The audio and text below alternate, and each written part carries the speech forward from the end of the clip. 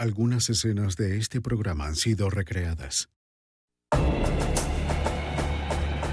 ¿Tienes lo que quiero? Aquí tienes. En las calles de Nueva Orleans, el dinero de la droga compró a los policías de la ciudad. Los oficiales se convirtieron en el brazo fuerte de los capos de la droga, que amenazaban a cualquiera que quisiera denunciarlos. ¡King! ¡Auxilio!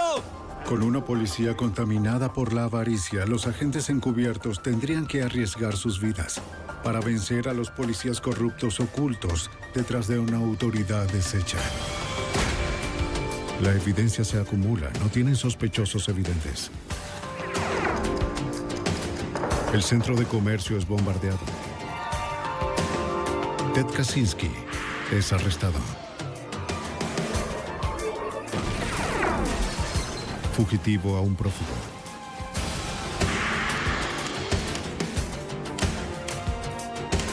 Los archivos del FBI. En una ciudad saturada de narcóticos, los capos de la droga tienen el poder incluso por encima de la misma policía. La corrupción en Nueva Orleans crecía como un cáncer que devoraba la seguridad pública y amenazaba con destruir la ciudad. Atraídos por el dinero fácil, los policías corruptos traspasaron las leyes que habían jurado defender. Soy Jim Carlstrom, exdirector del FBI en Nueva York. Cuando quedó claro que la policía estaba fuera de control, el FBI tuvo que intervenir. Fue un caso donde la línea divisoria entre amigos y enemigos se volvió peligrosamente borrosa. La autoridad deshecha. Nueva Orleans, 1993. Los turistas invaden la ciudad en busca de una diversión no del todo legal. La cocaína tenía mucha demanda y los traficantes tomaban ventaja de la situación. Era un negocio violento. Los capos de la droga acudían en busca de la protección de aquellos cuyo deber consistía en servir y proteger a los policías. Los oficiales llenaban sus bolsillos mientras imponían la voluntad de los traficantes, además de someter a los delincuentes callejeros, aterrorizando a civiles inocentes.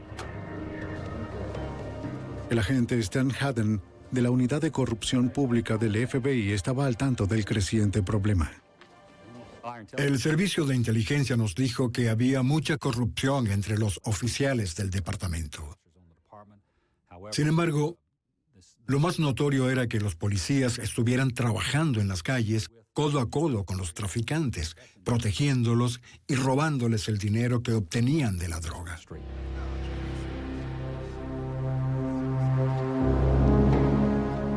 Uno de los traficantes era Terry Adams, conocido en las calles como Scaboo.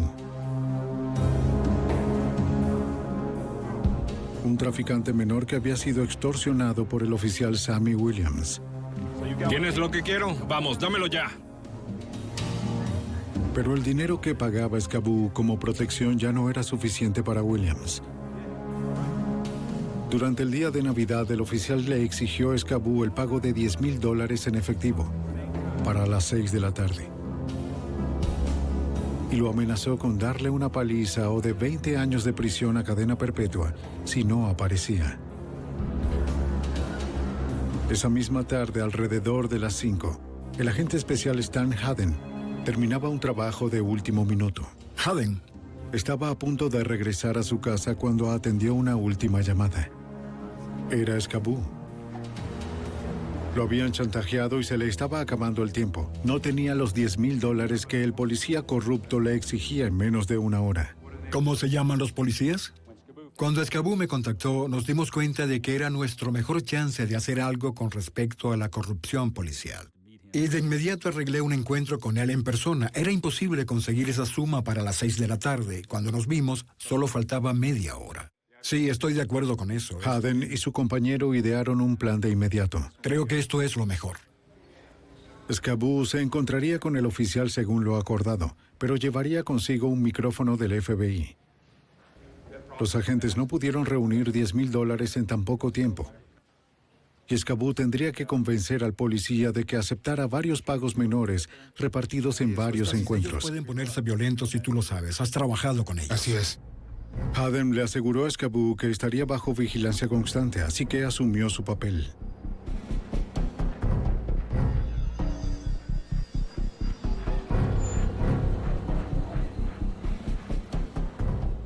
El oficial Williams todavía estaba de servicio cuando llegó con un prisionero esposado en el asiento trasero de la patrulla.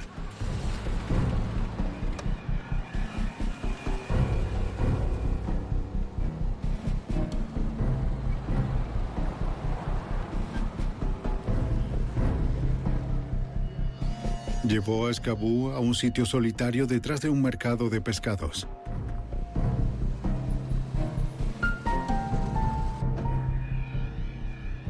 Le ordenó que dejara los $10,000 en el maletero.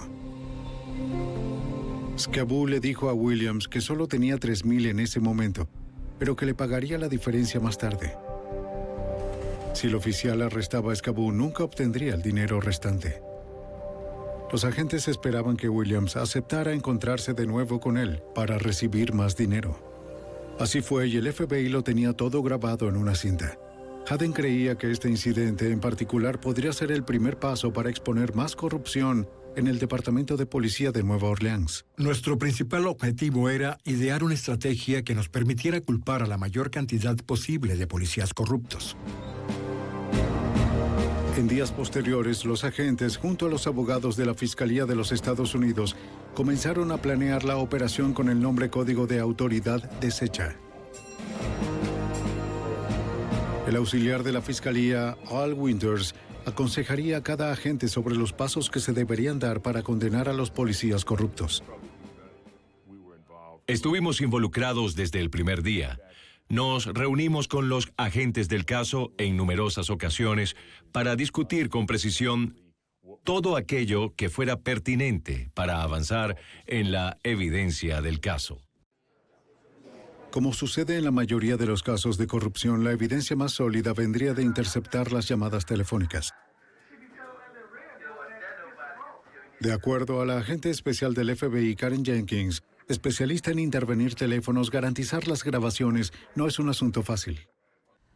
Un Title III intercepta las llamadas y requiere de un permiso autorizado de la Corte. Es muy difícil obtener su aprobación. El proceso lleva tiempo y paciencia, pero igual la necesitábamos para que los oficiales del FBI tuvieran una. Además, debíamos contar con la revisión y la aprobación de los funcionarios del Departamento de Justicia y finalmente un juez federal es quien tiene la última palabra que determina si se autoriza o no. Luego de entregar otros 2 pagos al oficial Williams, Escabú había ganado su confianza. Ahora el FBI tenía la oportunidad de pasar a la siguiente fase de la operación. Escabú se acercaría a Williams con la propuesta de que, como el volumen del negocio de la droga iba en aumento, necesitaría más policías para protegerla. Si Williams se mostraba interesado en pagos más altos, tendría que contratar a más policías corruptos para manejar la expansión. Williams mordió el anzuelo. Escabú se encontró con él para realizar otro pago a mediados de enero de 1994. Pero esta vez Williams se presentó con otro oficial que resultó ser Len Davis, el compañero de Sammy Williams. No fue una sorpresa. Davis era conocido en el departamento como un gángster con placa. No era nada bueno. Ve a ver si puedes hacer algo. Al revisar las cintas, Haden descubrió un problema. ¿Qué estamos escuchando? Ambos, Davis y Williams, usaban el lenguaje del tráfico de drogas. Para que las acusaciones procedieran, el FBI tendría que grabar a los policías utilizando un lenguaje que el jurado pudiera entender. Haden presionó a Escabú para que Williams y Davis usaran palabras como droga. Así no habría ninguna duda en el juicio. Pero cuando Escabú comentó a los oficiales, la droga está aquí, Davis sospechó que algo estaba sucediendo. Oye, ¿qué dijiste? ¿Qué demonios dijiste? Si estás en el trabajo policial y alguien empieza a usar palabras con tanto descaro, inmediatamente sospechas que esa persona te está tendiendo una trampa. Davis empujó a Escabú dentro de la patrulla y le dijo a Williams que condujera. Los agentes llamarían la atención en una calle tan solitaria, así que si iban tras los oficiales, Escabú correría peligro. Lo único que podían hacer era esperar con paciencia y escuchar las grabaciones.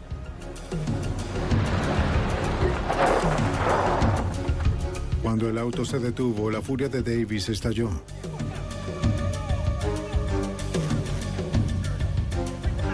Le gritó a Scaboo que nunca volviera a repetir la palabra droga. De inmediato lo llevaron a un sitio apartado y lo registraron con violencia. Incluso pudimos escuchar cuando le abrieron el cierre velcro. Fue un momento muy tenso. ¡Quítate la ropa! ¡Quítatela! Davis insistió en que no iría a la cárcel por una conversación descuidada. Él y Williams desvistieron a Scaboo buscando el micrófono. Scaboo estaba seguro de que iba a morir.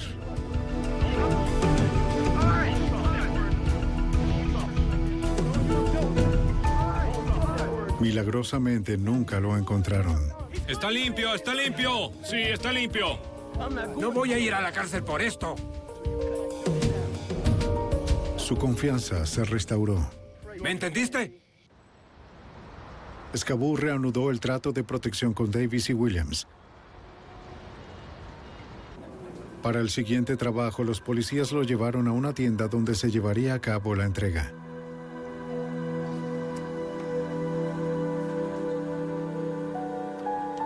Adentro, Scaboo dejó el bolso en el mostrador y le entregó el recibo a un agente que se hacía pasar por el comprador. Luego, ese mismo agente retiró el bolso.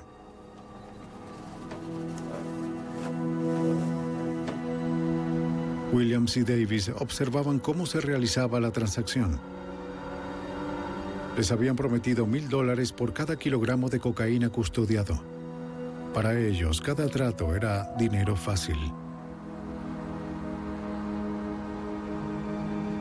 Davis y Williams se encontraron con Scaboo en un callejón detrás de las tiendas para recibir el pago por su protección. El FBI grabó cada palabra.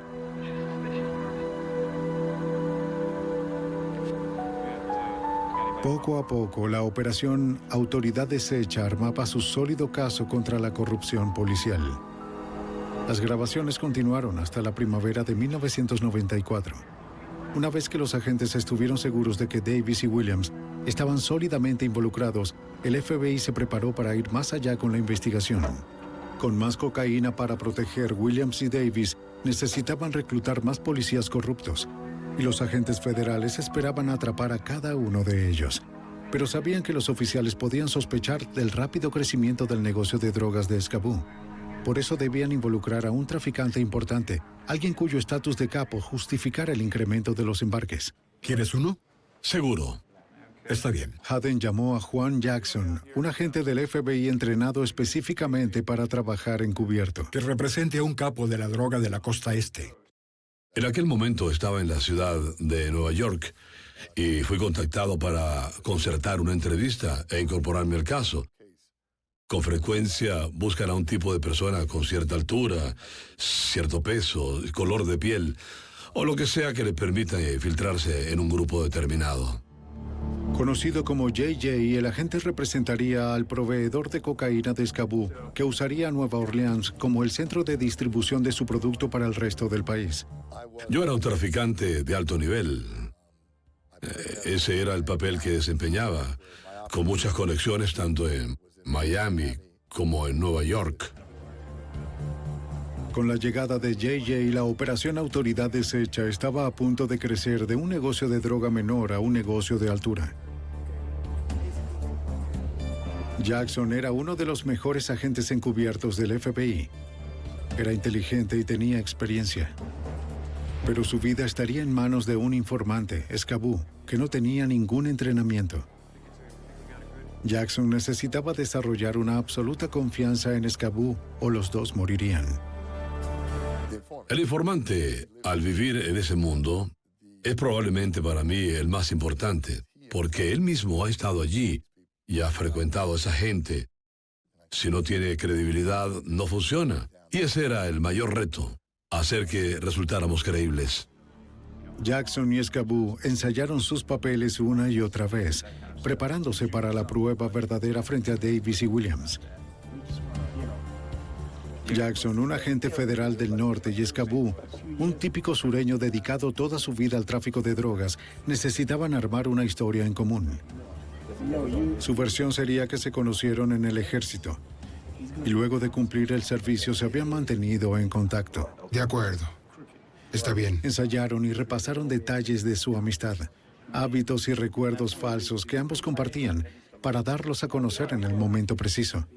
Estaban tratando con criminales que podían revisar sus antecedentes y que estaban dispuestos a usar una fuerza mortal. Sabíamos que cualquier cosa que hiciéramos debíamos tratar de que fuera lo más simple posible para asegurarnos de poder recordarla. Lo que más nos ayudó fueron las iniciales de mi nombre, mi apodo, de forma tal que no importaba cuántas veces preguntaran ¿cuál es su nombre? Él decía de forma creíble que solo me conocía como JJ. En abril, el FBI estaba listo para incorporar a JJ a la operación. Se registró en el hotel cargando consigo lo que se suponía fuera el pago de la droga por un monto de $100,000. Por primera vez, William y Davis observaron al gran traficante. Sus percepciones serían críticas. El primer encuentro se llevó a cabo en el Hotel Sheraton. Se mantendrían a cierta distancia solo para observar. Era otra prueba más, la de comprobar si estaban dispuestos a hacer lo que iban a hacer. No sabía cómo resultaría, pues podían arrestarme allí mismo y todo acabaría porque la verdad es que era dinero de la droga, así que era una prueba. Scaboo habló con los oficiales sobre JJ, quien planeaba utilizar Nueva Orleans como tránsito para el negocio de la cocaína.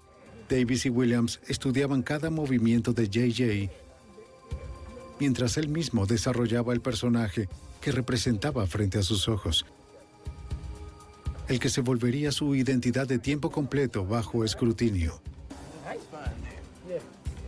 Todo dependería de lo que los policías pensaran que habían visto, de si en realidad creían que el pago en efectivo había sido real. El plan funcionó. Los policías estaban convencidos de que JJ era un capo de verdad. Ahora el FBI podría llevar a la operación Autoridad Deshecha al siguiente nivel. En la primavera de 1994 comenzaban la operación Autoridad Deshecha, que apuntaba a los policías corruptos de Nueva Orleans involucrados en el tráfico de drogas de la ciudad. Haciéndose pasar por un traficante llamado JJ, el agente especial encubierto Juan Jackson trabajaba con Scaboo, un traficante de drogas convertido ahora en informante del FBI. Scaboo alquiló una habitación del hotel para que JJ se reuniera por primera vez con los oficiales Len Davis y Sammy Williams. ¿Cómo estás, amigo? ¿Qué hay? Eso fue increíble, a lo grande. Cada vez que sucede un primer encuentro con los delincuentes, 1,000,000 de cosas cruzan tu mente. Es decir, ¿me van a creer? ¿Sucederá algo que los haga cambiar de opinión? El asunto es si uno va a poder hacer su trabajo o si va a tener que regresar a casa. Haciéndose pasar por el traficante de drogas experto en las calles, JJ insistió en que todos se desvistieran por razones de seguridad. En esta primera reunión, Jackson no usó ningún micrófono. No lo necesitaba. La habitación ya había sido cuidadosamente equipada para que el FBI pudiera hacer las grabaciones de audio y video. Entonces, en una apuesta arriesgada, JJ los invitó a revisar la habitación. Como eran policías, Davis y Williams sabían cómo detectar un micrófono. Pero JJ confiaba en la destreza de los técnicos del FBI. Los policías no encontraron nada.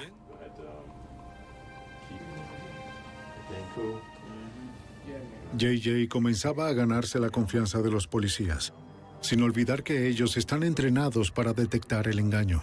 Hay que tomar en cuenta que me estaba reuniendo con 2 oficiales de policía. Siempre se debe estar pendiente de que son una amenaza porque están armados y recordar con exactitud dónde están, qué van a hacer y dónde están sus armas. Con los policías convencidos por el momento, JJ comenzó a analizar la propuesta del caso aprobada por el agente Stan Haden. Él desempeñaba el papel de un capo de la droga de Nueva York que usaba a Nueva Orleans como punto de tránsito y distribución, como un lugar de depósito para introducir la droga, dejarla por un tiempo custodiada por los oficiales y luego distribuirla hacia otros lugares desconocidos. Por su trabajo, JJ prometió pagarles $5,000 por cada día que los policías protegieran el depósito. Williams y Davis estaban muy entusiasmados con el plan al punto de ofrecerle sugerencias. Los policías le recomendaron a JJ que contratara conductores jóvenes vestidos con el uniforme de una empresa y su respectiva identificación. También que colocara el nombre de la empresa en ambos lados de las camionetas, como las de una compañía real. De acuerdo al FBI, la reunión transcurrió sin problemas. El encuentro sucedió sin tropiezo alguno. Compraron la actuación de JJ, le creyeron por completo al punto de mencionar la palabra mágica, cocaína, que quedó registrada en la grabación de unos policías que protegían una operación de drogas. A partir de ese primer encuentro, el plan se movió con rapidez. El FBI encontró un depósito perfecto, lejos de la vista pública y de los traficantes rivales. JJ y Escabú se encontraron con Davis y Williams para recorrerlo juntos. JJ y Escabú se encontrarían con Len Davis y Sammy Williams en el depósito para una reunión previa al trato, donde hablarían sobre cuándo llegaría la droga, cuánto tiempo permanecería en la ciudad y cuánto dinero JJ pagaría a los oficiales por su custodia. Una vez dentro, Davis le dijo a JJ que tenía media docena más de oficiales para vigilar el cargamento de cocaína.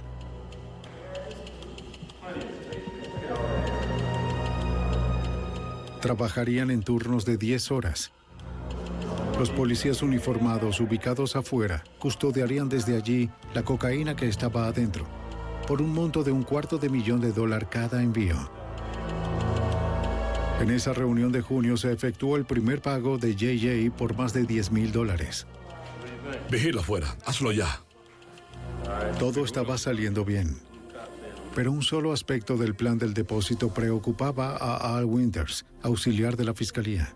Básicamente dijimos a los agentes que a menos que tuviéramos la evidencia, una evidencia irrefutable de que esas personas sabían que custodiaban cocaína, no podríamos procesarla. Porque los policías que montaban guardia en el exterior del depósito podían argumentar que no tenían idea de que había droga en su interior. Pienso que podemos tener... Haden tenía que encontrar la manera de probar que los hombres reclutados por Davis sabían del cargamento de la droga. El reto es cómo vamos a Su involucrarlos. equipo buscaba la forma de exponer la droga a plena vista. Necesitábamos implicarlos. Vamos, tomaré esos. Los policías tenían que ser grabados discutiendo sobre los envíos. Los cargamentos se entregarían en el depósito un fin de semana de cada mes según lo planeado. Entonces, a mediados de julio, el FBI mandó un cargamento que los guardias no esperaban.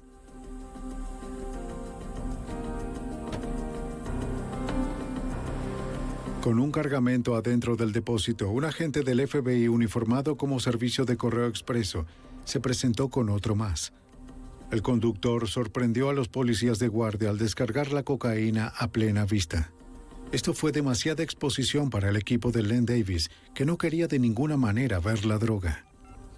Mira, Williams, ven. No querían ningún vehículo fuera del depósito descargando droga donde ellos, los policías, pudieran verla. Ven. Llamaron a Sammy Williams por un teléfono móvil que JJ les había dado. Williams lo llamó y tanto él como Escabú corrieron al depósito. JJ reaccionó como un traficante de drogas furioso. ¡Estás loco! ¿De qué rayos Yo estás estaba hablando? discutiendo con el conductor. Estábamos gritándonos. ¿Qué es lo que estás haciendo? ¿Sabes dónde estás? O algo así. Y nos estaban observando. Un oficial llamó a Len para contarle lo sucedido y que no se veía nada bien. Para los oficiales, toda la operación comenzaba a lucir muy peligrosa y poco profesional. ¡Escabú! ¡Fuiste tú! Yo no ordené que hiciera ¡Fuiste eso. tú! Yo no fui. Preocupado, el conductor hizo otra llamada.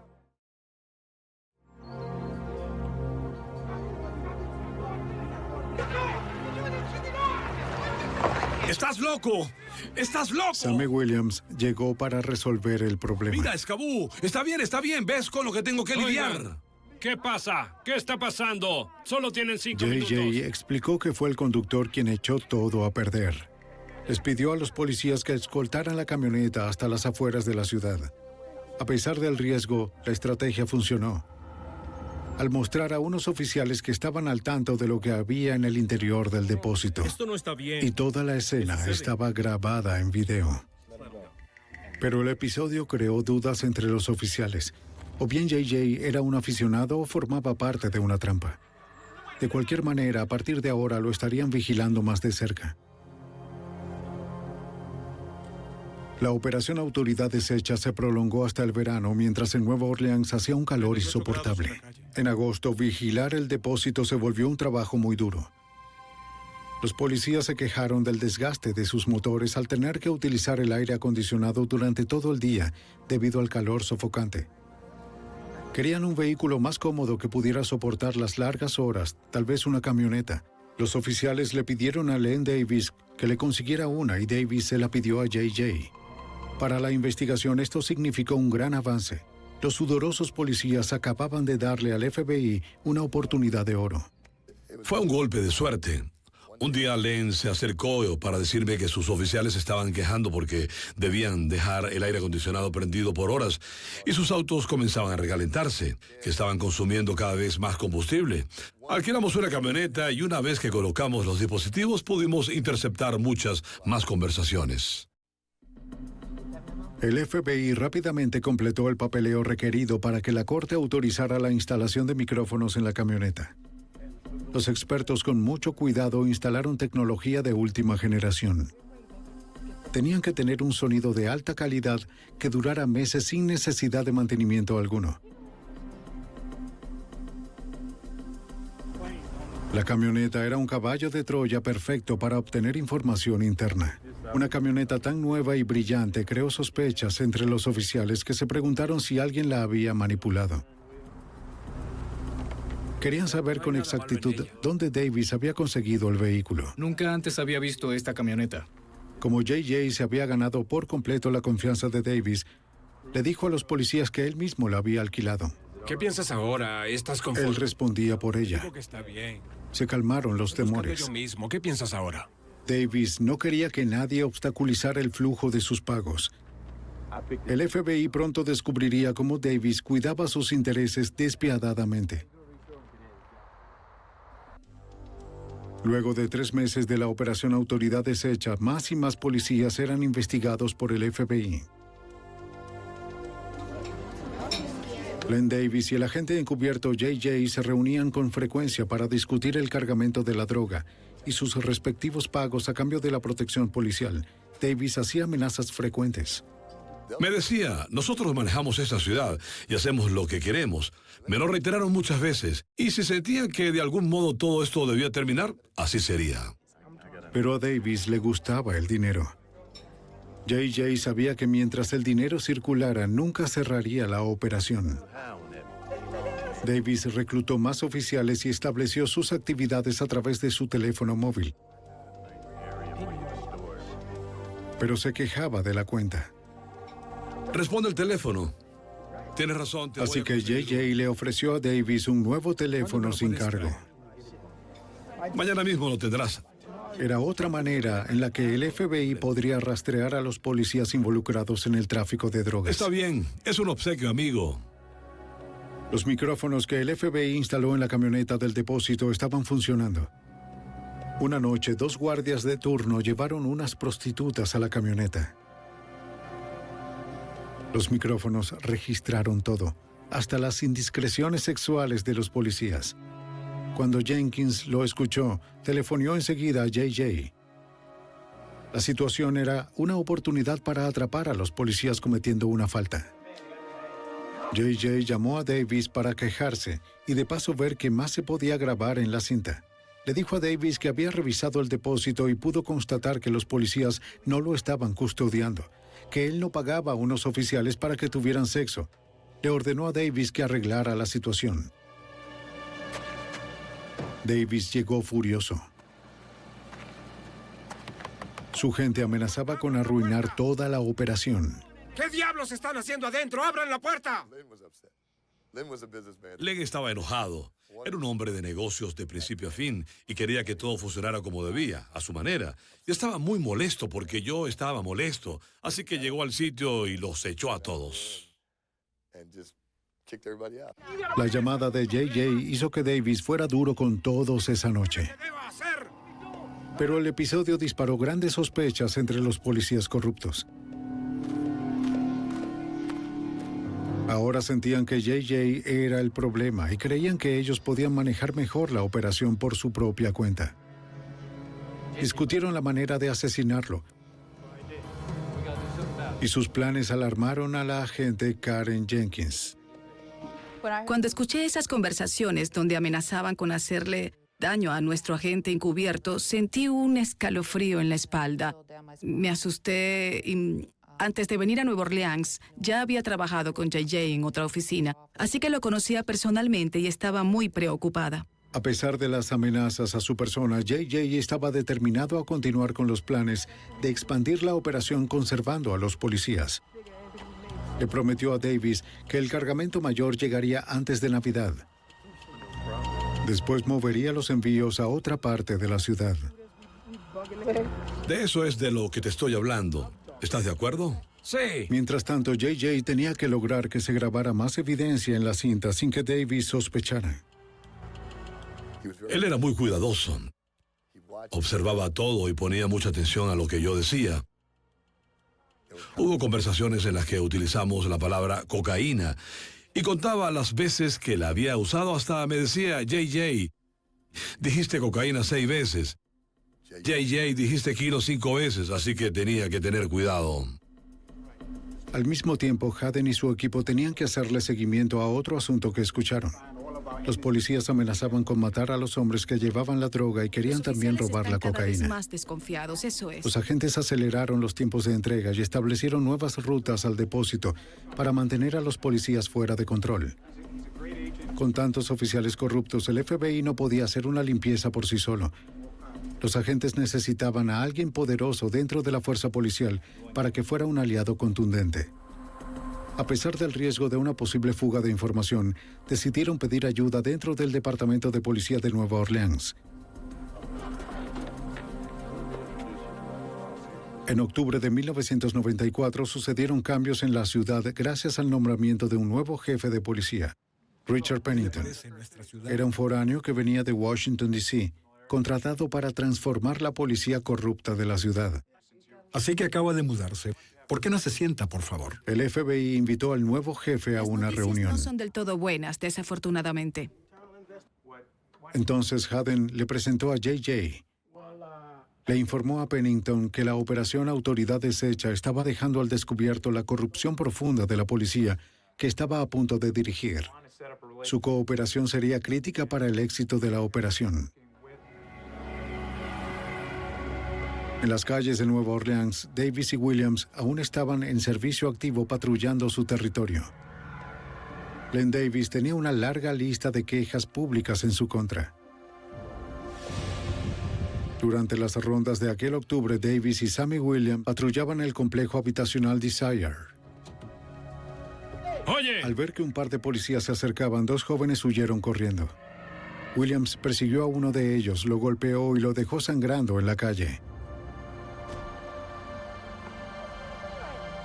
En ese momento, King Groves, tía de la víctima, decidió que la policía ya había aterrorizado a su vecindario lo suficiente. ¿Quién de ustedes? Al día siguiente, Groves, de 32 años y madre de 3 hijos, presentó una denuncia contra Len Davis y su compañero, acusando a ambos de violencia policial. ¿Tengo que llenar esto? Sí, señora, Un oficial alertó a Davis de lo sucedido. ¿Quieres saber su nombre? Sí, ¿cuál es? Oficial Davis, ¿lo conoce? El auxiliar de la fiscalía, Mike McMahon, vio el reporte. No solo reportó a Sammy Williams, quien cometió el acto brutal, sino que también a Len Davis, que no tuvo que ver directamente con la golpiza. En ese preciso momento, Len Davis se enfureció. Para Davis, la queja de Groves llegó en el peor momento posible. Llamaría una atención no deseada sobre su persona justo cuando el nuevo jefe de policía asumía el cargo. Ya sé lo que voy a hacer. Len Davis juró vengarse. El mismo día que King Groves presentó su denuncia, Richard Pennington se juramentaba como el nuevo jefe de policía de Nueva Orleans, marcando el inicio de la fase final de la operación Autoridad Deshecha. Un avance en el esfuerzo del FBI de asociarse con las fuerzas de una ciudad desesperada por limpiar sus calles de la delincuencia. Esa misma noche, el agente Jenkins grabó varias conversaciones que mostraban hasta qué punto se habían corrompido los hombres de azul.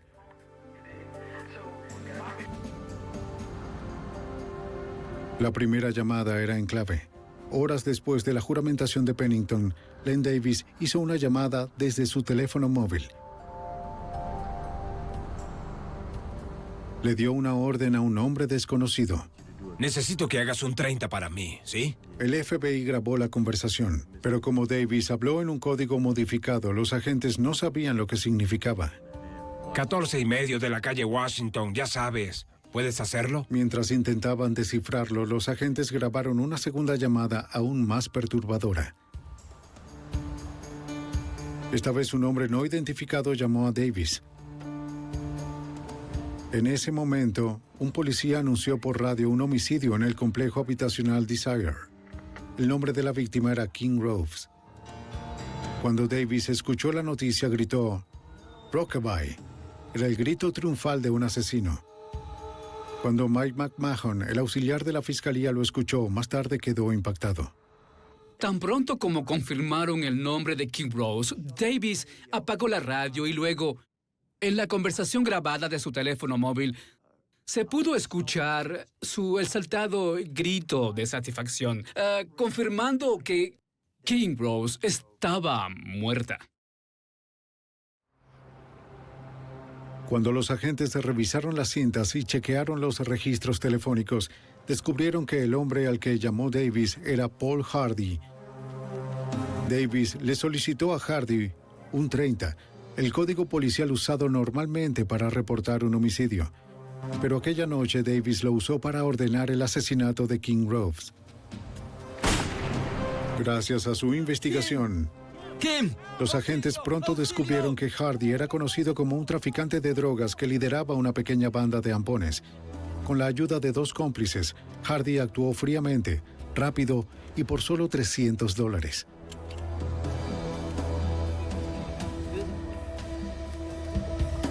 Mientras se alejaba a toda velocidad por un puente, arrojó el cañón del arma al canal y le entregó la pistola a un cómplice para que la guardara a salvo.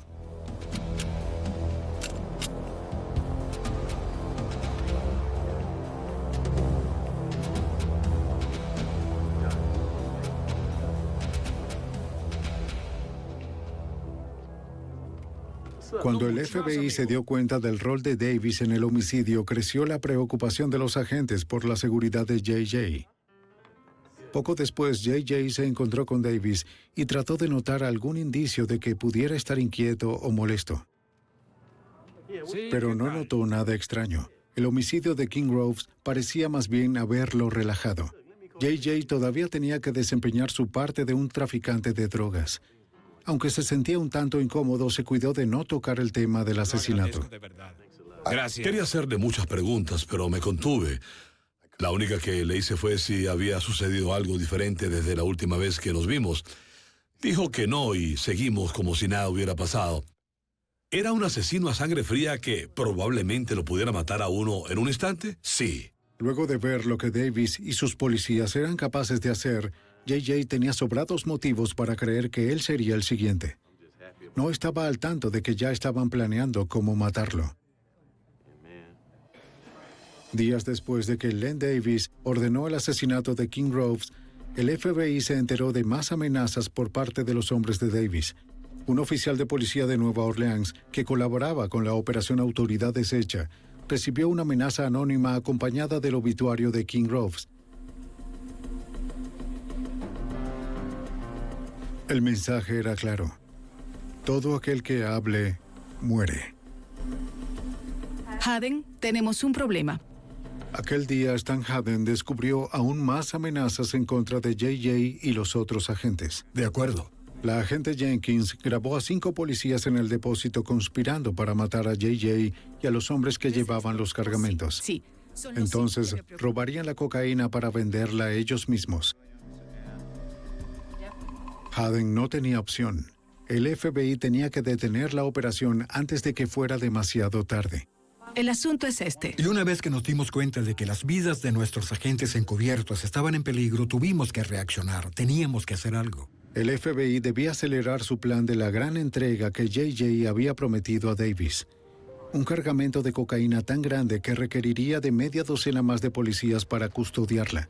Pero Haden necesitaba un lugar desconocido para los policías, un sitio donde el FBI pudiera maniobrar con rapidez.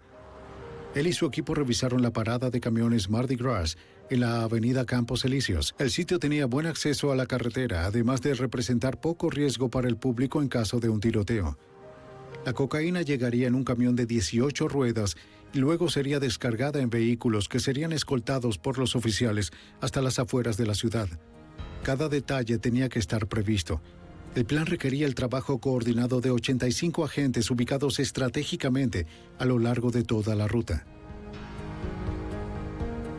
Cuando Davis hizo correr la voz sobre un gran cargamento para el 18 de noviembre, atrajo nuevos reclutas.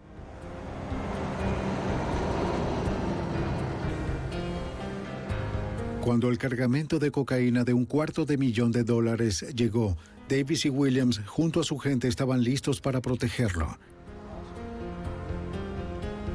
Agentes haciendo las veces de conductores trasladaron el cargamento. Haden y Jenkins observaron de cerca la operación completa desde el centro de comando. Existían muchas posibilidades de que en una parada de camiones algo resultara mal, pero con agentes encubiertos en peligro no había chance para el error. El cargamento se dividió en 2. Williams escoltó uno y Davis se ocupó del otro.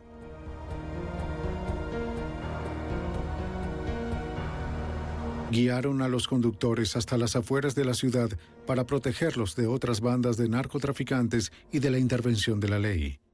Para facilitar nuestra vigilancia, hicimos que uno de los vehículos se dirigiera al este y otro al oeste con la idea de poder tener 2 equipos de vigilancia operando simultáneamente y no queríamos que se cruzaran. La operación continuó sin ningún problema. 6 policías adicionales se grabaron en pleno tráfico de drogas. El FBI estaba por entrar en la fase final de la operación Autoridad Deshecha, con el arresto de los policías corruptos, capaces de matar a cualquiera que se les opusiera. Hola, FBI. Luego de la operación en la parada de camiones, los agentes del FBI se ocuparon con rapidez del asesinato de King Groves. Revisaron la vivienda de Paul Hardy, quien le disparó. Y allí encontraron una copia no autorizada de una guía con los códigos policiales. Los mismos que utilizó Davis cuando ordenó el asesinato de Groves.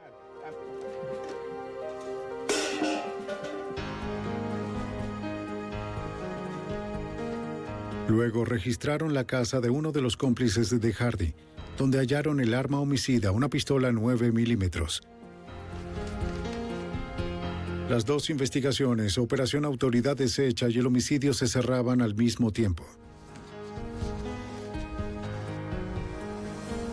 Con respecto a los 2 cabecillas, el FBI decidió no arriesgarse.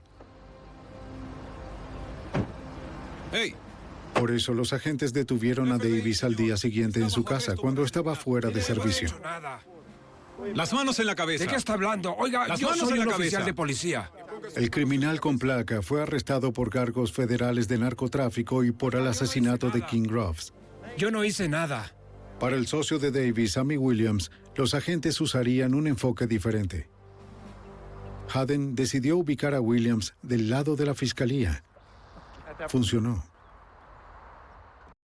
Y resolvieron darle otro giro al caso. Traigamos a Juan, dijeron. Así que crucé la puerta y me presenté a mí mismo como el agente especial Juan Jackson del FBI. Noté que su cara se ponía pálida. Su mundo simplemente se derrumbó. Sammy Williams era ahora un testigo del gobierno. Su testimonio resultó crucial para lograr las condenas. Haden y su equipo no tenían tiempo que perder. Antes de que se esparciera la noticia del arresto de Davis y Williams, debían traer al resto de la banda ante la justicia, docenas de hombres armados en uniforme. La estrategia fue arrestar a Len Davis el 5 de diciembre, luego el 6 hacer que todos estos policías comparecieran ante el gran jurado. Y el 7 de diciembre, ese mismo jurado ordenó que se presentaran en las oficinas del FBI para tomar unas muestras de su escritura a mano. Los reclutas de Len Davis llegaron a las oficinas del FBI para los análisis de su escritura junto a la de otros 60 oficiales. Como el circuito de la droga no implica registros escritos y tantos otros oficiales entregaban sus muestras, los corruptos no sospecharon nada. Al igual que los anteriores, el ardid del FBI dio resultado.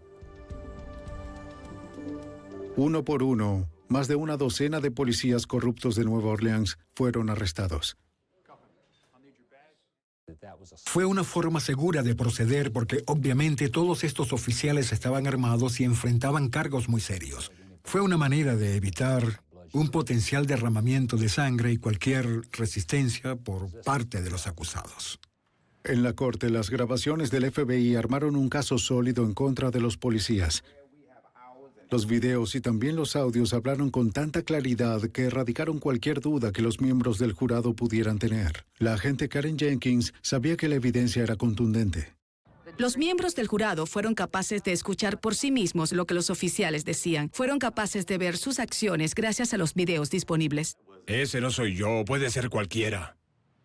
Tal como predijo Al Winters, auxiliar de la fiscalía al comienzo de la investigación, Davis trataría de negar su responsabilidad. ¿Saben lo que es? Es un homicidio. A pesar de todas las previsiones que tomamos, la defensa de Davis en el juicio alegó que él estaba conduciendo su propia operación encubierta, que por cierto no había sido realizada según las reglas, pero que después de todo, él solo era un pobre policía, sin entrenamiento, intentando llevar a cabo su propia operación encubierta. Davis nunca admitió haber hecho algo malo, no hacía falta. Las cintas de audio y video hablaban por sí solas. Enfrentados al dilema de condenar a aquellos que juraron protegerlos, los miembros del jurado escucharon atentamente.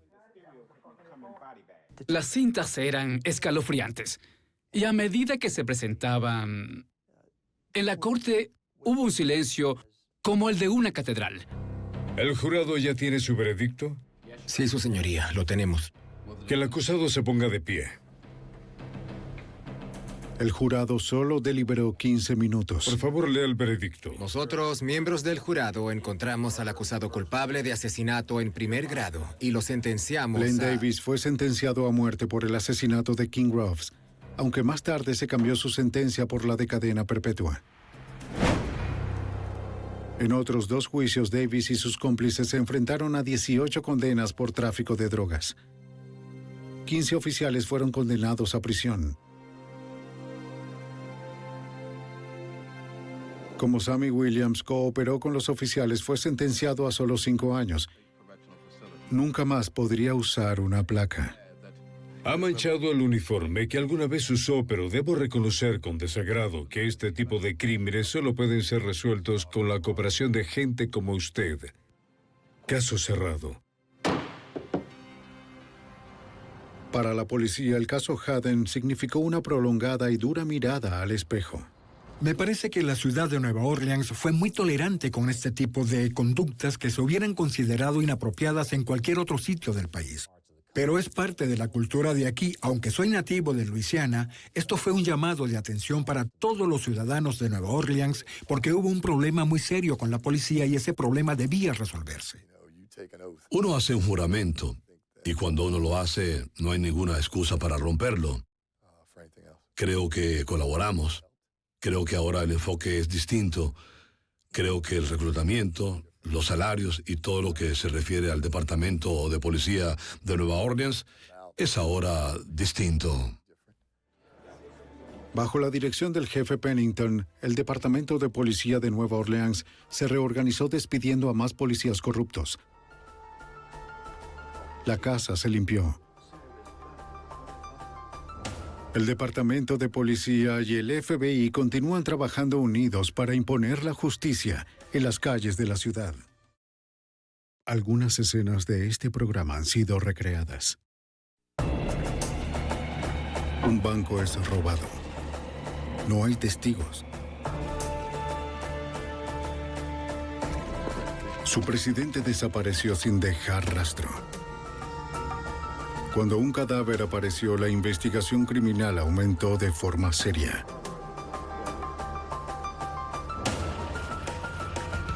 Los agentes federales se dirigieron a un pequeño pueblo que se encontraba atemorizado.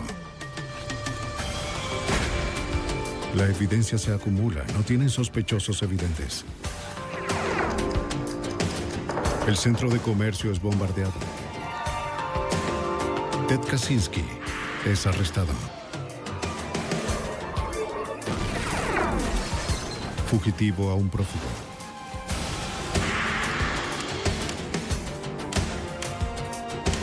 Los archivos del FBI.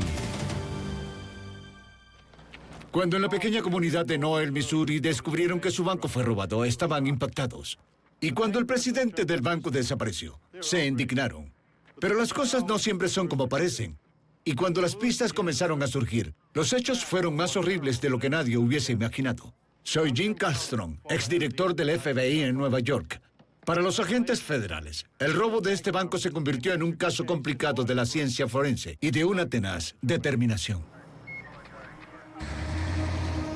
Hermanos de sangre.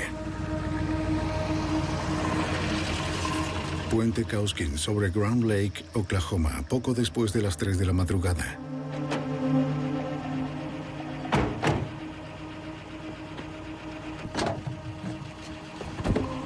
El lago es famoso por su navegación y la pesca. Pero esta noche será la escena de algo mucho más siniestro.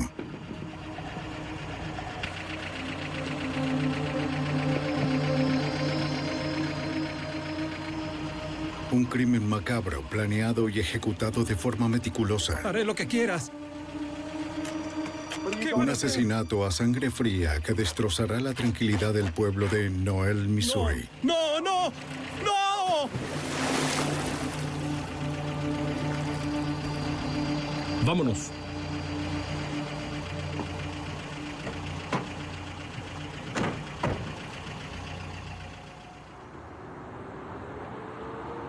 Ubicado hacia la parte suroeste de Missouri y hogar de unos 1,200 residentes, Noel es una comunidad orgullosa de sus encantos pueblerinos y bajo índice criminal. En la mañana del 6 de octubre de 1989, Pauline Conrad se dirigió a trabajar en el Banco Estatal de Noel. La primera tarea del cajero al llegar es abrir la puerta principal.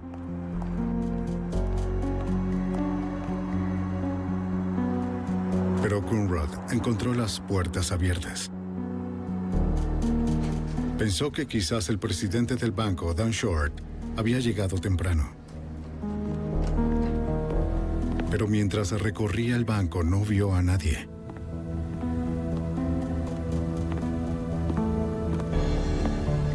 En instantes, Conrad se percató de que habían robado la bóveda.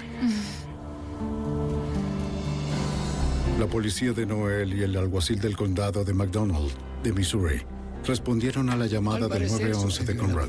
También llamaron al FBI ya que el banco estaba asegurado por la CFSD, la Corporación Federal de Seguros de Depósitos. Enviaron a un agente a investigar desde la oficina cercana de Joplin, Missouri. Toda la escena se fotografió de forma meticulosa y se examinó por huellas. El agente observó que habían apagado la cámara de seguridad y que fue pintada con aerosol.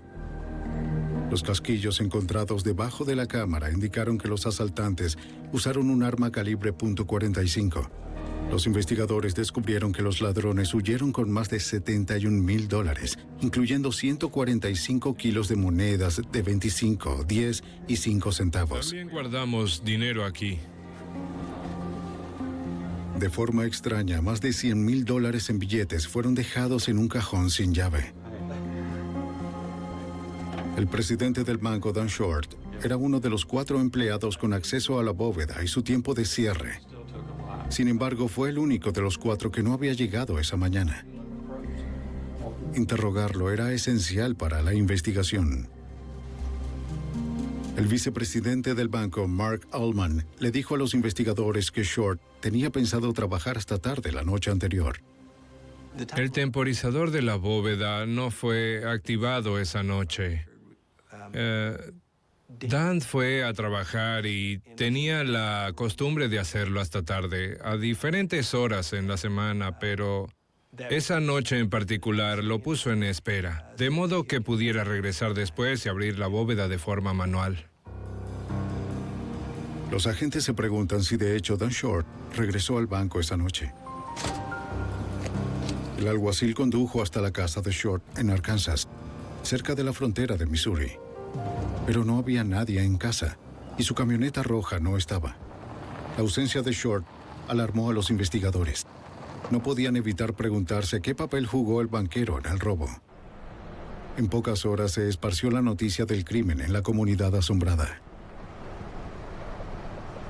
Noel es una ciudad pequeña, con su industria principal, la planta procesadora, tiendas pequeñas y comerciantes. Una ciudad tranquila, con turismo en sus ríos en el verano, ese tipo de cosas. En pocas palabras, una ciudad pequeña común.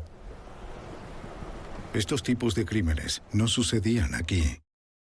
Reportes sobre el asalto y la desaparición del presidente del banco inundaron los noticieros de Noel. Los investigadores recibieron muchas llamadas de la comunidad ofreciendo ayuda. Una llamada de un empleado en la industria Sibley, afuera de la ciudad, dio a los investigadores su primera pista. Escuche, llegué esta mañana y vi esa camioneta estacionada. Reportó una camioneta roja abandonada en el estacionamiento de la fábrica. La camioneta estaba registrada a nombre de Dan Short. Los investigadores encontraron envoltorios de monedas esparcidos en la parte trasera. Un paquete de centavos. Se revisó la camioneta para buscar huellas, pero solo se identificaron las de Short. Hay que investigar todo. Sí, correcto. El hallazgo de la camioneta aportó al agente del caso, el veterano con 19 años en el FBI, Ladell Farley, varios escenarios a seguir. Al final del primer día, no sabíamos si se trataba de un banquero secuestrado o si el banquero, el señor Short, había huido con el dinero. Se revisaron los movimientos de su tarjeta de crédito, se recorrieron los aeropuertos, se revisaron las agencias de alquiler de autos por si había rentado uno. Pero sobre todo buscamos su cuerpo, con vida o no, en los alrededores de Noel. Aún con él desaparecido, los investigadores obtuvieron una orden de registro para la casa del presidente, esperando encontrar algo que los llevara a su paradero. Policía estatal, ¿hay alguien en casa? Señor Short. Adentro todo estaba tranquilo.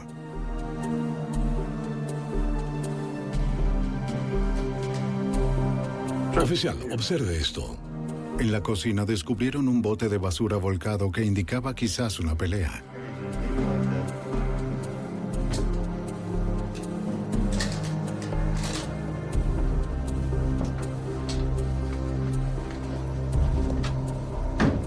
Revisaron cada habitación.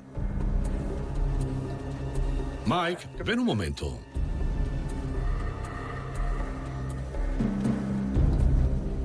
Junto a la cama encontraron los anteojos de Short en la mesa de noche. No iba a ningún sitio sin ellos. Gracias. Parecía que el banquero salió apresurado. Es posible que se haya ido y... Sí.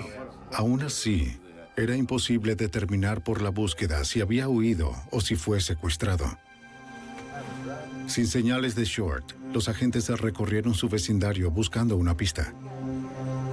Una vecina, Carol Dryden, recordó ver varios vehículos detenerse en el garaje de Short la noche del robo. El fiscal auxiliar Mike Jones estuvo involucrado en la investigación. Según Jones, la declaración de Dryden fue crucial. Entonces decidimos darles uno. Cerca de las 2 de la mañana, lo cual nos dio el primer marco temporal. Ella vio luces de autos en la propiedad de Dan Short y luego entre 15 o 20 minutos los vio alejarse del garaje. Pero el testimonio de la vecina no puso al FBI en camino de encontrar a Short. El alguacil del condado McDonald, Don Leishman, era un investigador principal en el caso y coordinó la búsqueda masiva por el banquero en el área cercana a Noel.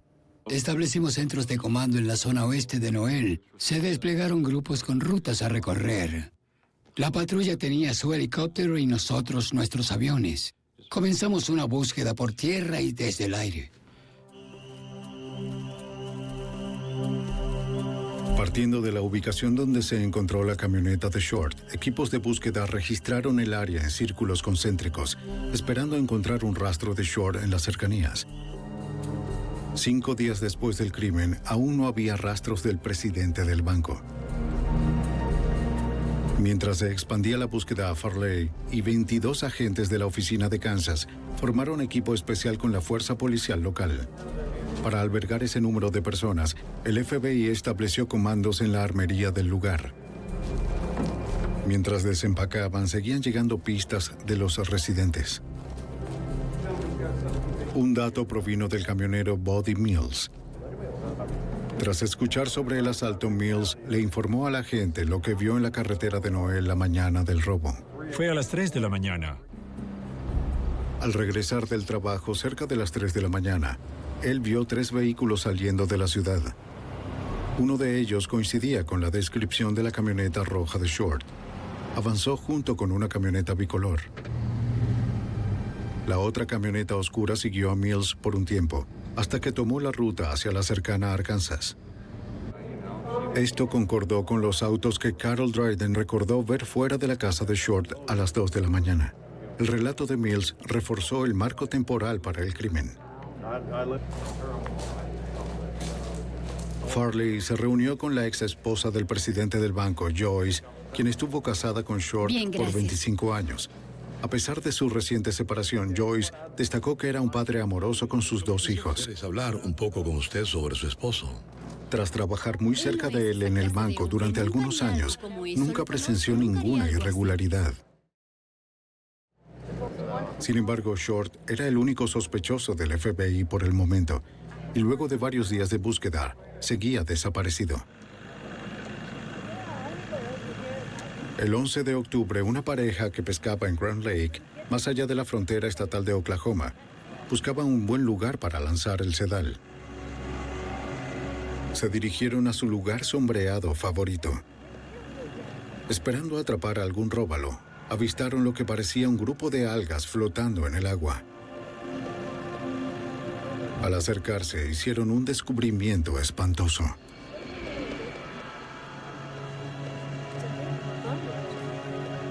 Debajo de la superficie vieron la cabeza y los brazos de un cuerpo sumergido. Cinco días después del robo del Banco Estatal de Noel, Missouri, un cadáver apareció. 2 empleados del puerto deportivo lo arrastraron hasta la orilla. El cuerpo estaba muy descompuesto, pero el forense determinó que el hombre llevaba muerto 5 días. Luego de que alguien muere, las bacterias comienzan a romper los tejidos blandos de los órganos, liberando compuestos gaseosos. ¿Crees que sea caucásico? Después de varios días, los gases llenan el cadáver y pueden elevar el cuerpo sumergido a la superficie. El alguacil Don Leishman recordó que los restos hinchados trajeron otros objetos del fondo del lago. Tenía atados una cadena, un bloque de concreto y parte de una silla. Y en verdad fue una escena espantosa. Un cadáver flotará hasta que la piel se desgarre, liberando los gases. Luego el cuerpo se hundirá hasta el fondo. Si la pareja no hubiera visto el cuerpo ese día, quizás nunca lo hubieran encontrado. Se determinó luego que la hora de la muerte era coherente con la desaparición de Dan Short. El alguacil encontró una billetera en el bolsillo trasero de la víctima. Dentro estaba una licencia de conducir que confirmó su identidad. Era Dan Short. El alguacil contactó al FBI. La búsqueda de Dan Short, de 51 años, terminó y una investigación de homicidio comenzó. Su aparición, la cual desafiaba a las personas que lo asesinaron, nos dio información sobre lo que sucedió y también el enfoque que requeríamos en la investigación para poder dirigir nuestros recursos en adelante. Farley y su compañero Larry Nolan se apresuraron al lago para llevar a cabo su propia revisión del cuerpo. La primera tarea del agente especial Nolan era preservar la evidencia. La decisión que tomamos entre todos fue la de liberar al señor Short de la silla. En ese momento lo solté y conservé el bloque de concreto, la cadena de grúa, la silla y también la cinta adhesiva. Vamos a levantarlo. ¿Lo tienes? Sí. Bien. Con el cadáver de Short libre de su trampa mortal, el forense retiró el cuerpo. El examen forense determinó que la causa probable de muerte fue ahogamiento. Los investigadores examinaron y fotografiaron la silla con el bloque, la cadena y la cinta adhesiva antes de enviarlas al laboratorio del FBI en Washington, D.C. El equipo especial habilitó una línea directa y publicó las imágenes de la silla para alertar al público, esperando que alguien se presentara con información. Era obvio por el análisis de la silla y de los equipos, por así decirlo, que le ataron el cuerpo y por la ubicación de Short, que murió de una forma espantosa. Todo indicaba que estaba consciente cuando fue arrojado del puente unos 10 metros hacia el agua. La línea directa se abarrotó de llamadas que ayudaron a construir un expediente de más de 80 sospechosos. Según el alguacil Don Schlesman, un dato prometedor provino de un interlocutor anónimo, quien instó a los investigadores a que interrogaran a dos hermanos, Joe y Shannon Agofsky. La central del Departamento de Policía de Joplin recibió una llamada anónima de alguien que dijo que los Agofsky tenían muchas monedas en su posesión y muchas eran las monedas desaparecidas del banco. El FBI rastreó a Joe Agofsky, de 23 años, en un depósito de chatarra en el sur de Noel. El dueño señaló a los agentes hacia donde Joe trabajaba en su auto. Sí, claro, está trabajando allá en el patio. ¿Es el del chaleco negro? Sí. Bien, gracias. ¿Cómo estás? ¿Eres Joe Agofsky? Sí, señor.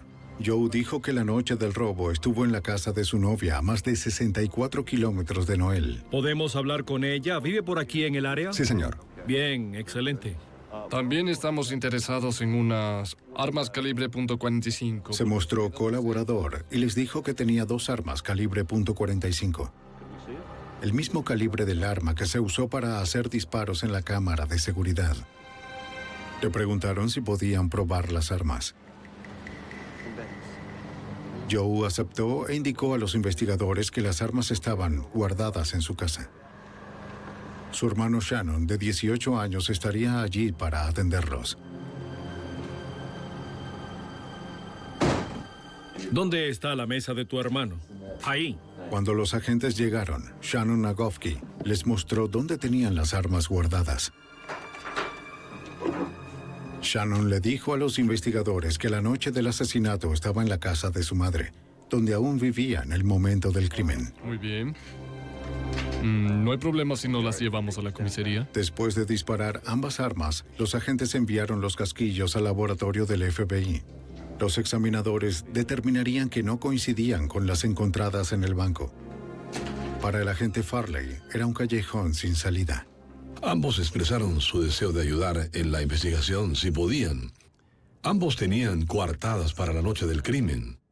Debido a esto, centramos nuestra atención en otra dirección, a otros sospechosos. Es decir, los hermanos Agofsky parecían no estar involucrados en este crimen. De vuelta a Grand Lake, Oklahoma, donde se recuperó el cuerpo de Short 2 días antes, el residente Roddy Foreman estaba pescando con su hijo e hija cuando hizo un descubrimiento curioso en la orilla. Encontramos una clavija de madera, como el soporte de una silla, y eso estaba fuera de lugar. Junto a la parte de la silla, Foreman encontró un trozo de cinta adhesiva. Habiendo visto las fotos en el periódico, pensó que podría ser parte de la silla encontrada con el cuerpo de Short.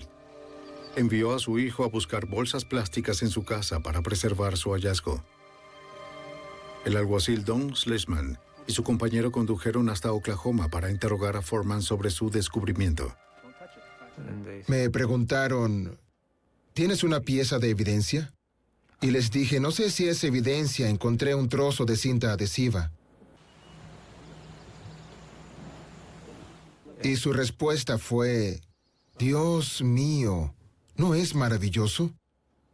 Estaban buscando huellas, y tan clara como el agua había una huella allí. La huella parecía estar hecha de grasa de carro, inmune al agua del lago. Pero los investigadores aún tenían que probar que la cinta fue usada en el crimen.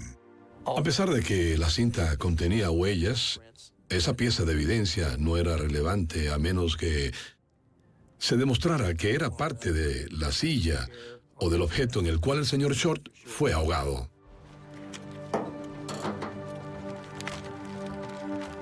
Para probarlo, los examinadores del FBI tendrían que hacer coincidir el adhesivo y las hebras de este trozo de cinta con la cinta encontrada en la silla. Pero tomaría semanas. Hasta entonces, el FBI y los investigadores locales seguían sin tener un sospechoso principal para el crimen. Una semana después del robo del banco de Noel, Missouri, y el asesinato brutal de su presidente Dan Short, el FBI recuperó el cuerpo de Short, el artefacto asesino y una posible huella de un lago cercano. Los investigadores rastrearon llamadas de residentes dispuestos a ayudar, pero que también temían hacerlo. Dada la forma en que el señor Short fue asesinado, y a pesar de que los ciudadanos del lugar estaban muy preocupados y querían ayudar, algunos se negaban a hacerlo por temor. Por lo tanto, algunos de los testigos no se presentaron. Lo hacían a veces por la insistencia de algún amigo o compañero. Farley recibió una llamada de un hombre que afirmó que un amigo podría tener información sobre la cadena de grúa enrollada en la silla, donde ahogaron a Dan Short. El nombre del amigo era Wayne Butane. Butane era dueño de una cadena de grúa que fue robada hacía poco. Aunque notificó a la policía, la cadena nunca fue recuperada. Sospechaba que los Agofsky la robaron. Farley le mostró a Butane las fotos de la cadena que los investigadores recuperaron del lago. Butane la identificó como la suya. Reconoció el daño en la polea. Vio el dispositivo por última vez en la casa de Sheila Agofsky, donde antes vivió. Butane aceptó hacer la prueba del polígrafo y la pasó. Otro acontecimiento importante en el caso fue la comprobación de que la cadena de grúa que estaba amarrada con cinta a la silla era propiedad de Wayne Butane, que la dejó en la residencia de Sheila Agofsky, unos días antes del asesinato del señor Short. Basado en la declaración de Butane, Farley decidió interrogar de nuevo a los Agofskys. Al acercarse a la casa de su madre, observó una camioneta vieja en el frente.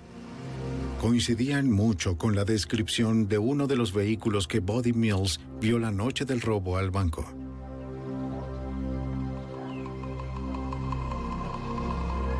¿Puedo ayudarlo en algo?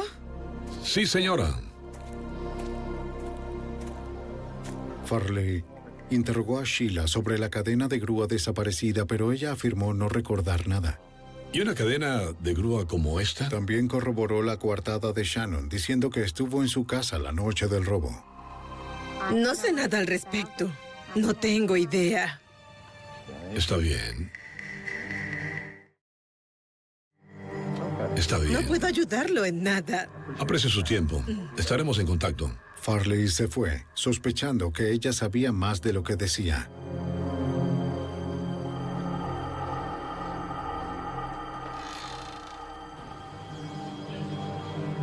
Les pidió a los hermanos que dejaran sus huellas, esperando que coincidieran con la encontrada en la cinta adhesiva. Joe Gagofsky compareció. Cuando le preguntaron por la cadena, le dijo a Farley que recordó verla en la casa de su madre. Sin embargo, no sabía que había sido de ella. Días después, Farley regresó a la casa de Sheila Gagofsky. Soy el agente especial Farley. Ahí encontró a Shannon con un amigo con el nombre de Gan Sanders. Tras haber conseguido las huellas de Joe, Farley trató de convencer a Shannon de dar las suyas también. Facilitaría mucho las cosas. Quizás te eliminaría como sospechoso. Joe Gagofsky fue muy colaborador y dejó sus huellas al pedírselas, sin dudarlo. Mientras que Shannon fue evasivo e indeciso. No tenía intenciones de colaborar. Gan Sanders observó con detenimiento. Shannon repitió la historia de su madre, indicando que no sabía nada sobre la cadena de grúa. Los veré luego, muchachos. Le prometió a Farley que iría luego a la comisaría a dejar sus huellas, pero nunca apareció. Aunque al principio Farley descartó a los Gagofsky como sospechosos, notó que lo que Shannon y Joe recordaban sobre la cadena era contradictorio. Ahora decidió examinar más a fondo sus antecedentes. Al investigar los registros financieros de la familia, Farley descubrió que 9 años antes ambos recibieron dinero por un arreglo con el seguro, después de que su padre muriera en un accidente aéreo. La opinión general era que aún tenían bastante dinero, haciéndolos candidatos poco probables para el robo de bancos. Pero Farley descubrió que no era así. Aun cuando todos recibieron una cantidad de dinero considerable, en ese momento, Joe gastó su parte. Su madre gastó gran parte de su porción. Y Shannon Gagofsky aún tenía gran parte del dinero en un fondo, pero no estaba disponible hasta cumplir 21 años. Los agentes descubrieron que hacía poco ambos hermanos compraron autos con efectivo. Sin embargo, ninguno trabajaba.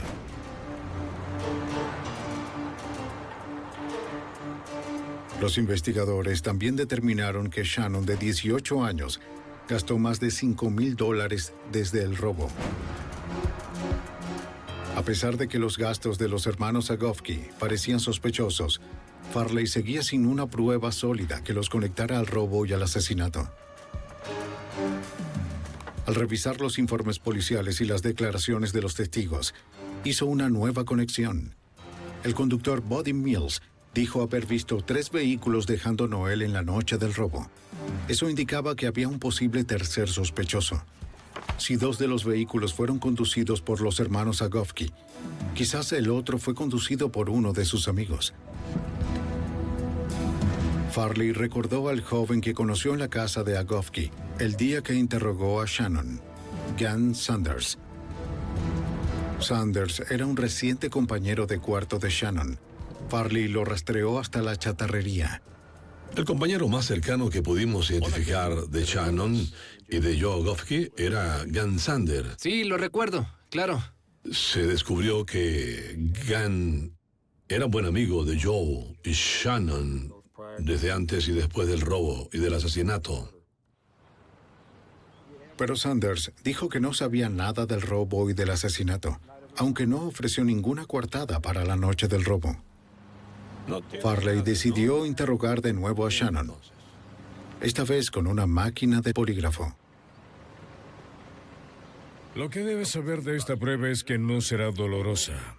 La prueba fue realizada en una habitación de motel por un técnico de Springfield, de la capital de Missouri.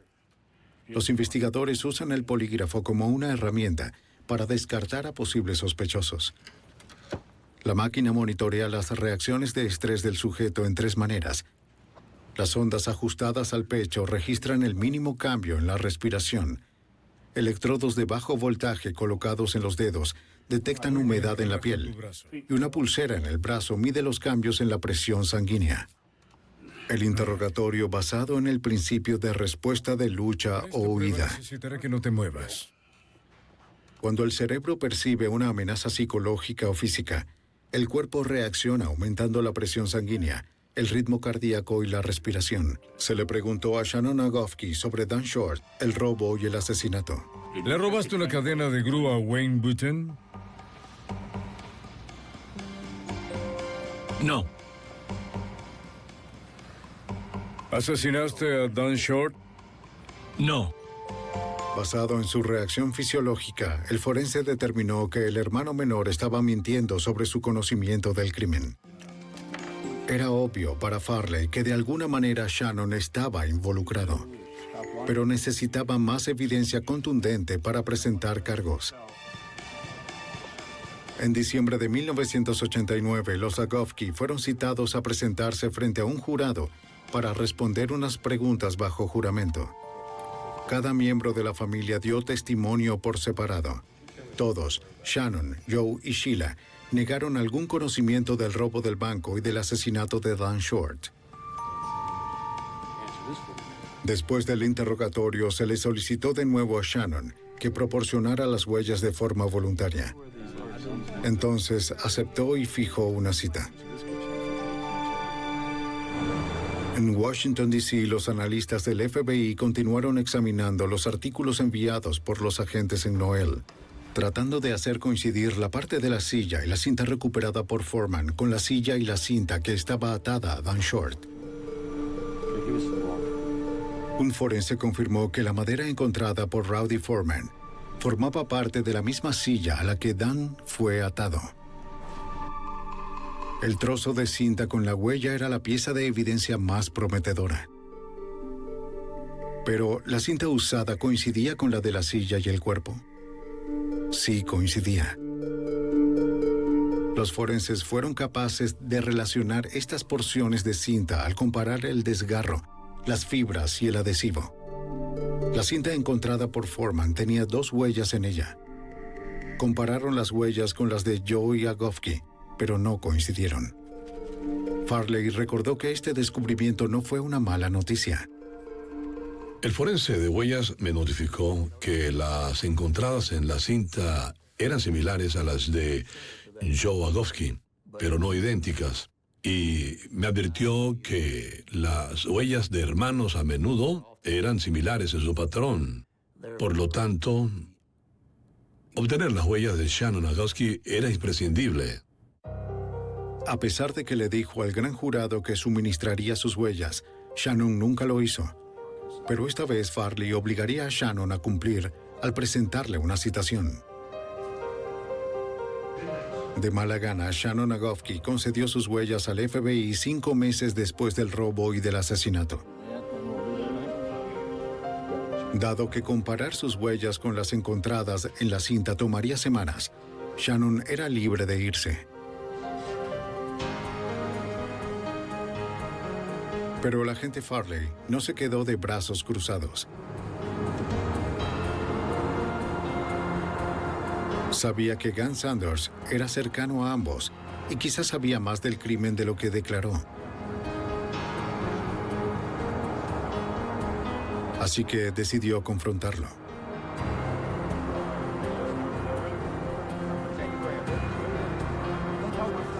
Hablaré con él un momento. Le dijo a Sanders que si era inocente y sabía del crimen, debía cooperar con la investigación.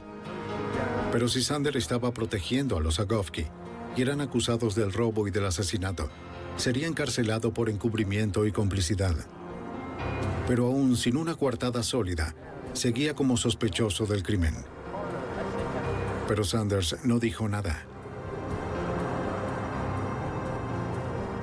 Se mantuvo fiel a los hermanos. Farley pensó que quizás Sanders estaba ocultando su culpa con su silencio. El agente Farley prosiguió con Joe y Shannon Agofsky como los principales sospechosos en el robo y en el asesinato. Las huellas de Joe fueron comparadas con las encontradas en la cinta del artefacto homicida. No coincidieron. Mientras los investigadores esperaban los resultados de Shannon, se descubrieron unas huellas parciales en la cinta. Ahora el FBI necesitaba huellas nuevas de Shannon, una nueva perspectiva para hacerlas coincidir con las huellas parciales de la cinta. Pero Shannon no se encontraba en ninguna parte. Farley esperaba encontrar a Shannon a través de un amigo de los hermanos, Gan Sanders. El agente también sospechó que Sanders podría ser el cómplice sin identificar. Pero cooperar con el FBI sería traicionar a sus viejos amigos. Al fin, en junio de 1990, esperando limpiar su nombre, Sanders contactó a Farley, con deseos de hablar.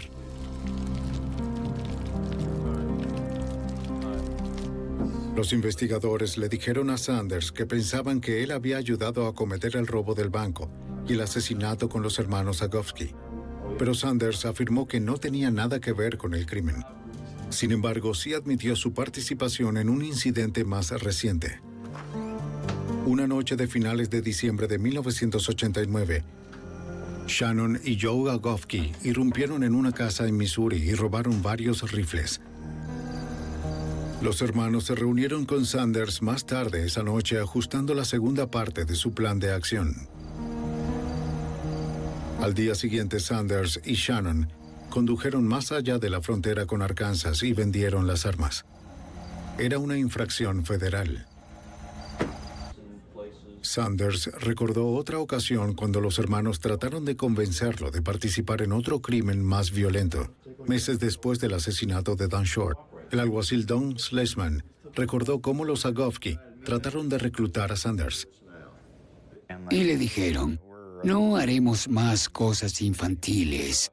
Vamos a asaltar un lugar y quizá haya disparos, porque tienen guardias armados. Y si en verdad no quieres matar a nadie, mejor nos lo dices para llevarte de vuelta a casa. Gan les dijo que no quería estar involucrado en algo como esto, así que dieron la vuelta y lo llevaron a casa. Al cooperar con el FBI, Sanders hizo un trato por su papel en la venta ilegal de armas y fue puesto bajo libertad condicional. También fue descartado como tercer sospechoso en el robo del banco, pasando la prueba del polígrafo 3 veces. Con la ayuda de la declaración de Sanders, Farley emitió una orden federal para Shannon Zagofsky. Fue acusado por transportar y vender armas fuera de la frontera del estado. Dado que Joe no estuvo involucrado en la venta, no fue acusado. Las autoridades ubicaron a Shannon en un pueblo en Arkansas varios meses después. Manos arriba, salga, salga. Al arrestarlo, la policía revisó su auto y encontró varios bolsos con monedas en el maletero. Shannon fue entregado a las autoridades en Missouri y fichado en la Corte Federal de Springfield. Andando. Mira aquí. Bien. Mientras era procesado, Farley obtuvo el conjunto de huellas de Shannon que los forenses estaban esperando. El laboratorio del FBI necesitaba una vista frontal y otra posterior de las huellas para compararlas con las dos huellas parciales en la cinta usada en el asesinato de Dan Short. Pero su hermano mayor Joe seguía libre y Farley tenía poca evidencia para conectarlo a los crímenes. Los investigadores sabían que los hermanos seguían en contacto mientras Shannon estaba en prisión. Dado que todas sus conversaciones eran grabadas, los agentes echaron un vistazo a la relación de la familia Zagofsky. Shannon hizo algunas llamadas a su madre y a Joe. Según el fiscal auxiliar Mike Jones, una llamada fue incriminatoria en particular. Shannon le preguntó a Joe si era posible que armáramos un caso contra él, y Joe le dijo que no seríamos capaces de relacionarlo con la escena. Farley sabía que los hermanos estaban preocupados, pero la llamada no fue suficiente para arrestar a Joe. Luego, unos días después, al fin recibió los resultados del laboratorio. Esas huellas resultaron ser las huellas de Shannon Zagofsky. Se determinó que la cinta provenía de la silla en la cual el señor Short estaba atado. Por lo tanto, ese trozo de cinta se convirtió en la pieza de evidencia más importante en el caso. Ahora Mike Jones tenía un caso sólido contra Shannon. Sabíamos que íbamos a acusar a Shannon una vez que obtuviéramos esas 2 primeras huellas y luego nos concentraríamos en Joe para tratar de armar un caso en su contra. Encontrar evidencia en contra de Joe fue una tarea difícil. Nada lo relacionaba de forma directa con el crimen. De nuevo, Farley revisó los registros financieros para ver cuánto había gastado Joe. Tratamos de identificar todas sus transacciones en efectivo y así determinamos que había gastado unos $19,000 en efectivo durante los 16 meses que siguieron al robo. Durante este tiempo estuvo desempleado y no había explicación lógica para que tuviera tanto dinero.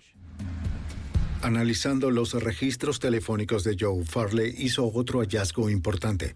Joe hizo varias llamadas de larga distancia a la casa de su novia durante los días previos y posteriores al robo. Sí. Las llamadas destruyeron su coartada. Joe declaró que se quedó con ella todo el tiempo.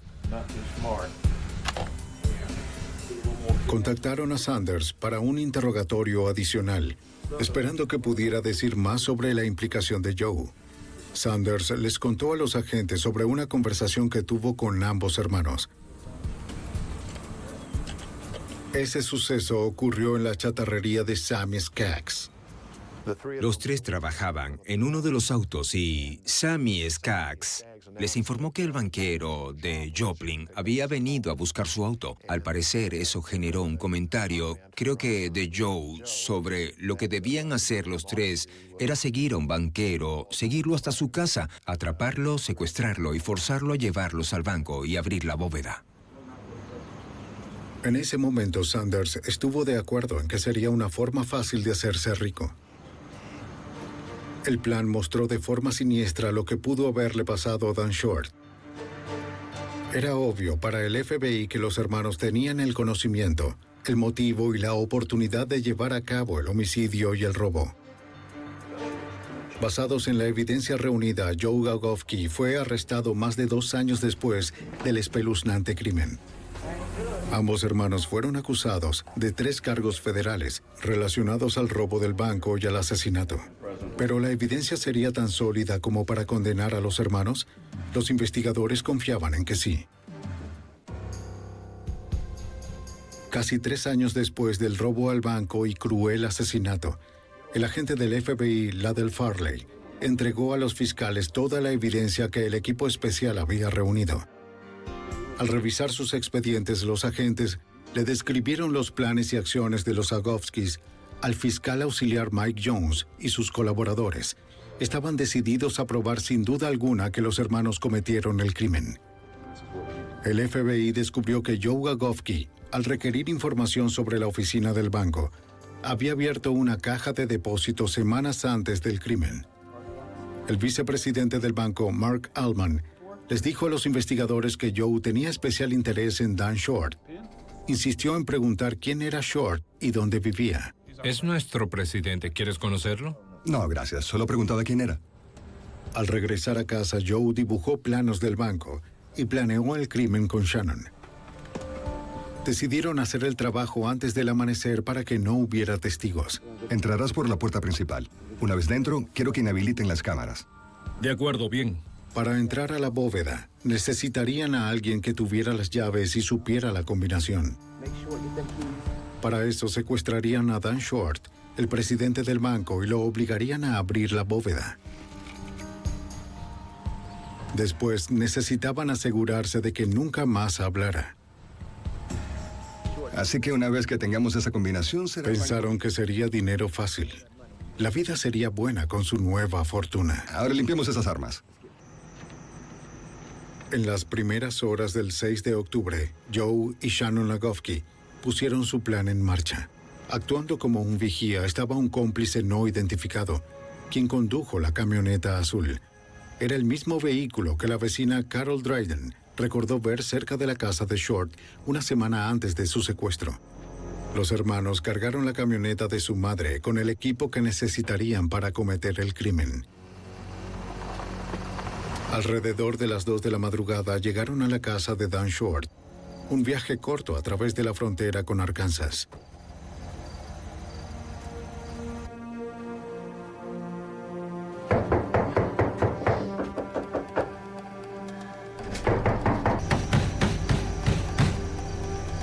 Poco después, él despertó de un sueño profundo.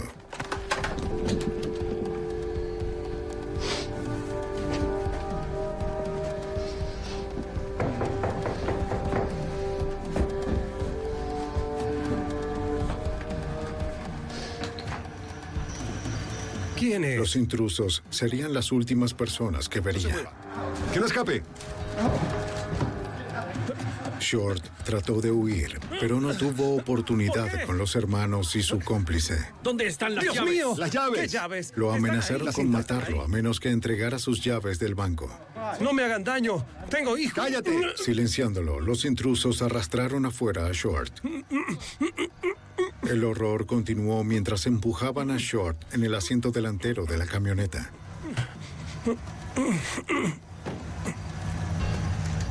Cada criminal condujo uno de los vehículos, incluyendo la camioneta roja de Short, mientras se dirigían al banco.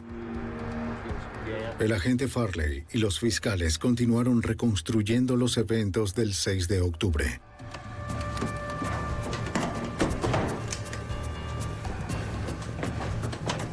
Los Zagofsky y su cómplice se detuvieron en el banco, un recorrido breve desde la casa de Short. Arrastrando a su rehén, los ladrones abrieron la puerta principal del banco y entraron con rapidez. Las alarmas no sonaron porque Short había pasado por alto a activarlas. Nadie sería capaz de imaginar lo que estaba a punto de suceder.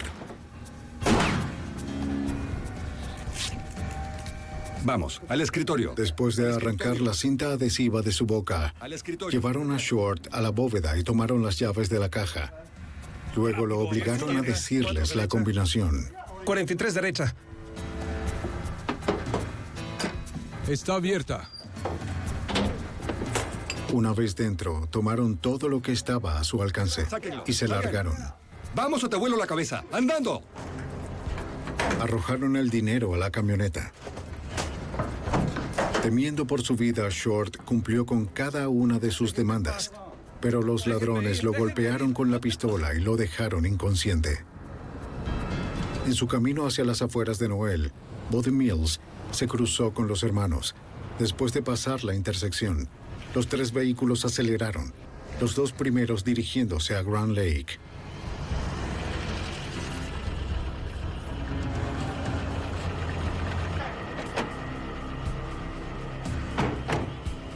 Al llegar a Grand Lake, a unos 35 kilómetros de Noel, los dos vehículos se detuvieron junto al punto más alto de Cowskin Bridge.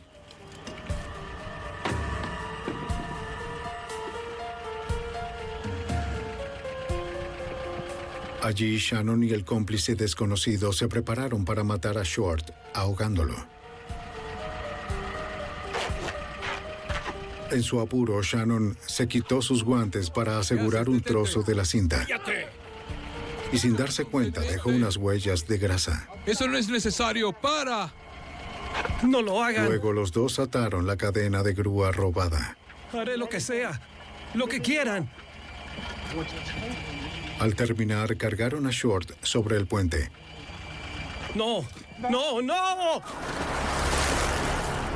Y lo lanzaron abajo, a las aguas oscuras.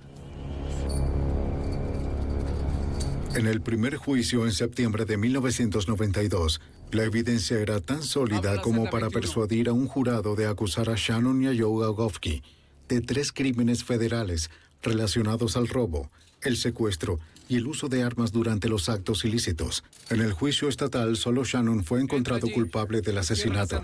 A pesar de que el cómplice no identificado nunca fue encontrado, se determinó que los hermanos Zagofsky eran las mentes maestras y los perpetradores principales del crimen. No se hizo ninguna acusación en contra de su madre Sheila. Sin duda alguna, fue la investigación más difícil en la que estuve involucrado como agente del FBI en 29 años, como investigador de varios crímenes. Este fue un crimen inusual y espantoso.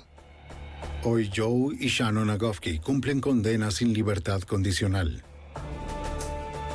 Por su cooperación, Gunn Sanders cumplió el periodo restante de su libertad condicional. Noel regresó a la normalidad.